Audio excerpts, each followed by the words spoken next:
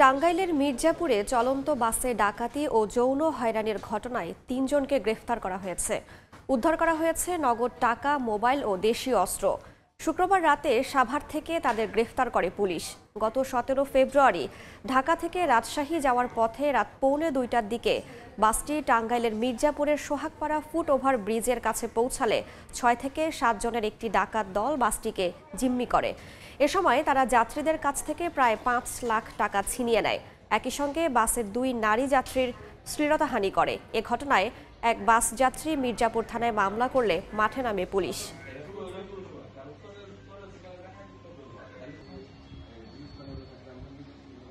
তিনজনকেই আমরা সাভার এলাকা থেকে গ্রেপ্তার করতে সক্ষম হয়েছি। তথ্য প্রযুক্তি সহ আমাদের বিভিন্ন নিজস্ব যে ইনফরমেশনগুলো আছে, গোয়েন্দা যে কিছু ইনফর্মার আছে, তাদেরকে অ্যাক্টিভেট করি এবং এই মোবাইলগুলো, লুণ্ঠনকৃত মোবাইল এবং অন্যান্য যে সমস্ত টাকা বা যে সমস্ত স্বর্ণ, এগুলো নিয়েও কিন্তু কাজ চলছে এবং এইগুলোর ইনফরমেশনগুলো নিয়েই কিন্তু আমাদের সেই সক্রিয় যে মহাসড়ক বাস ডাকাতির যে গ্যাংকে আমরা ধরতে সক্ষম হয়েছি। পরবর্তী পদক্ষেপ নিঃসন্দেহে আমরা আরও বেশি সক্রিয় থাকব।